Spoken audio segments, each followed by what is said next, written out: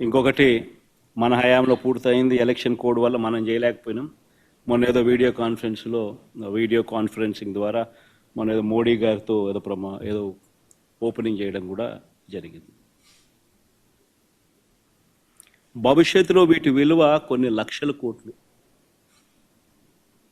నాగార్జున సాగర్ లాంటి ప్రాజెక్టు, శ్రీశైలం లాంటి ప్రాజెక్టులు ఈరోజు కట్టాలంటే సాధ్యమయ్యే పని కూడా కష్టమే.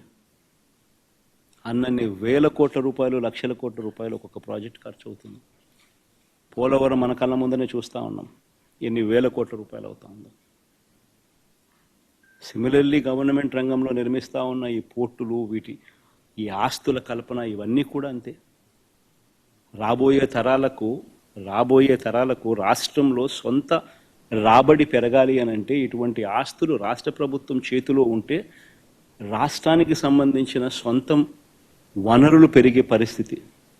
ఇలాంటివి స్కాములు చేస్తూ అమ్మకానికి పెట్టారు.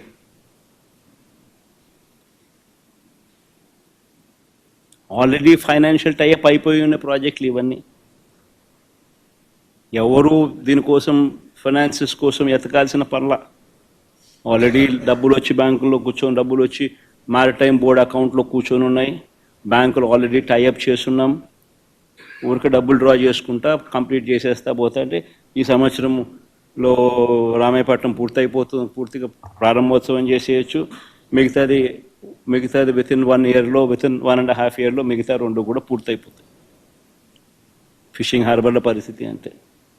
అయినా అలాంటివి అమ్ముతున్నారు స్కాములు చేస్తూ. 17 మెడికల్ కాలేజీలు మేము కట్టడం మొదలుపెట్టాం. మన రాష్ట్రానికి ఉన్న biggest problem is tertiary care. ఈ టెరిషరీ కేర్ అన్నది మన రాష్ట్రం హైదరాబాదు, బెంగళూరు, చెన్నై వంటి రాష్ట్రాలు, పెద్ద పెద్ద నగరాలు మనకు లేనందువలన టెరిషరీ కేరు మన ప్రజలకు జిల్లా హెడ్ క్వార్టర్స్లో అందుబాటులోకి తీసుకొని రావడం కష్టం.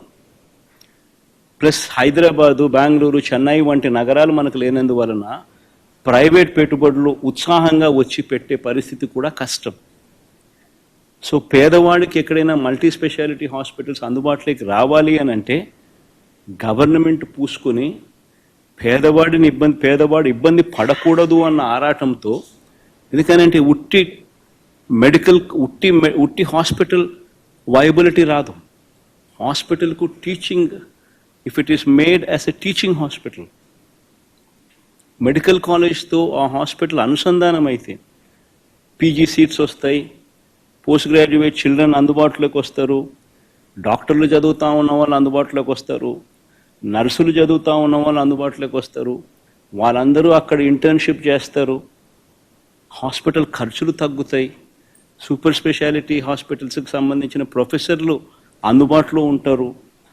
ఇవన్నీ దృక్పథంతో 17 మెడికల్ కాలేజీలు, ప్రతి పార్లమెంటుకు ఒక మెడికల్ కాలేజ్ ఉండేట్టుగా వాటినన్నింటినీ జిల్లా హెడ్ క్వార్టర్స్ని, వాటినన్నింటినీ జిల్లాలుగా చేసి, ప్రతి పార్లమెంటును ఒక జిల్లాగా చేసి